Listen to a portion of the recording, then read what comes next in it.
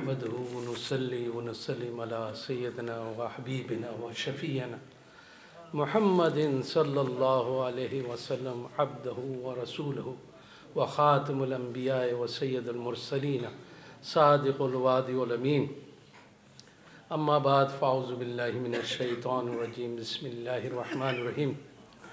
ألا إن أولياء الله لا خوف عليهم ولا هم يحزنون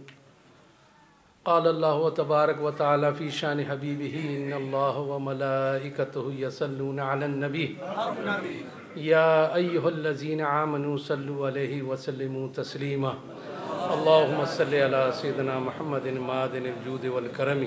وآلہ وبارک وسلم صلاۃ والسلام علیکہ یا سید رسول اللہ. حضرت مآب فاضل نوجوان الشیخ محمد حنیف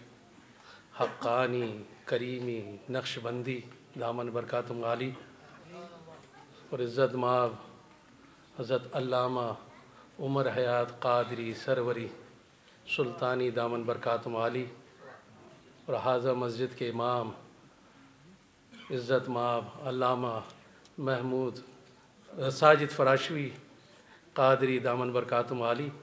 اور معزز سامعین کرام حاضرین خواتین و حضرات السلام علیکم ورحمۃ اللہ وبرکاتہ. خوبصورت بیان کے بعد جیسے فضیلت شیخ احمد تجانی دامن برکاتہم عالی نے خوبصورت الفاظ میں سیدنا شیخ عبدالقادر جیلانی رضی اللہ تعالیٰ عنہ کا اوصاف بیان کیے، ان کی تعلیمات کو بیان کیا، اور جس طرح شیخ حقانی نے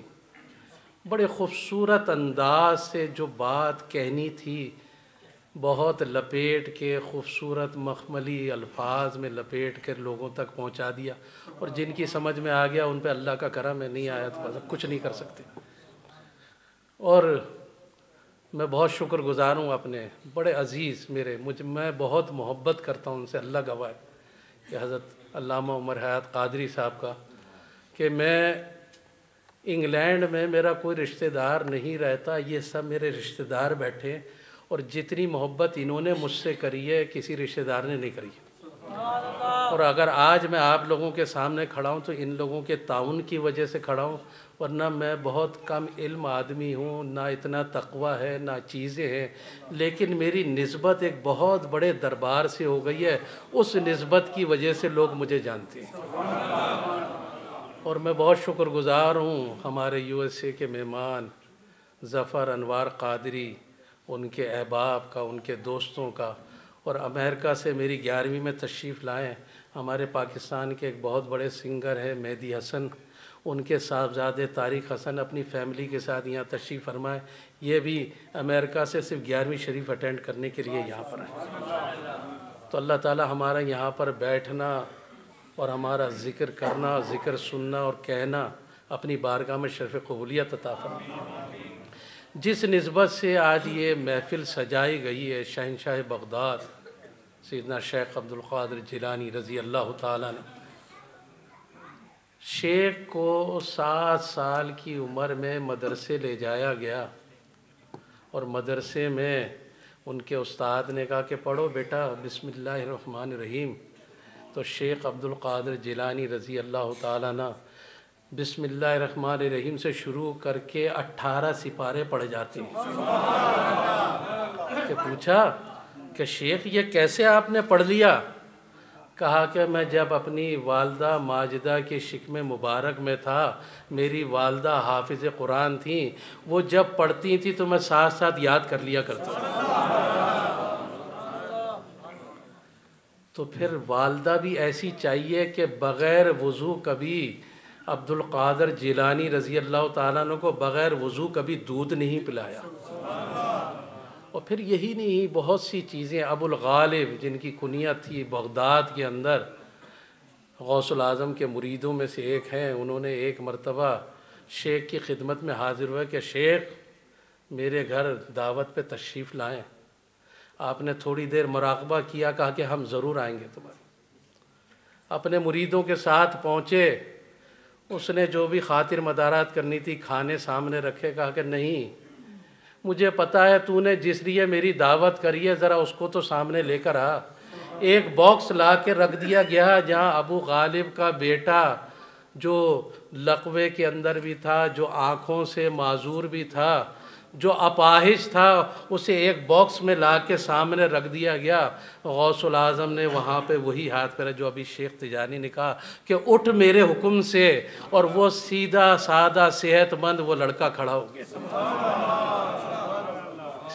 فتح الغیب کے اندر لکھا ہے کہ شیخ عبد القادر جیلانی رضی اللہ تعالیٰ عنہ کے پاس ایک بیوہ عورت اپنے بچے کو چھوڑ گئی، چلو ان کے لنگر سے کچھ کھائے گا پیے گا اور پھر یہ کچھ پڑھ بھی جائے گا۔ چھوڑ گئی، کافی دن کے بعد اس کی یاد آئی اور وہاں پہنچی تو دیکھا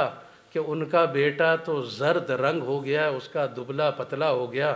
اور شیخ عبد القادر جیلانی رضی اللہ تعالیٰ عنہ بیٹھ کر مرغہ تناول فرما رہے ہیں۔ وہ سیدھی عورت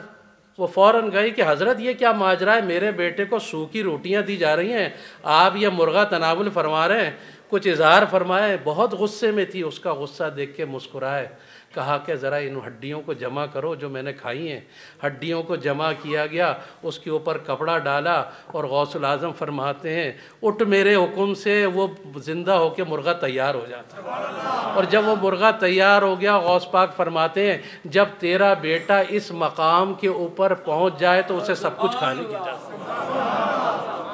اب ہمارے یہاں مسئلہ یہ ہو گیا ہے کہ اچھا لوگ ہم سے پوچھتے ہیں، چھٹا پارہ 10واں رکوع، یا ایھا الذین آمنوا اتقوا اللہ وابتغوا الیہ الوسیلۃ وجاہدوا فی سبیلہ لعلکم تفلحون،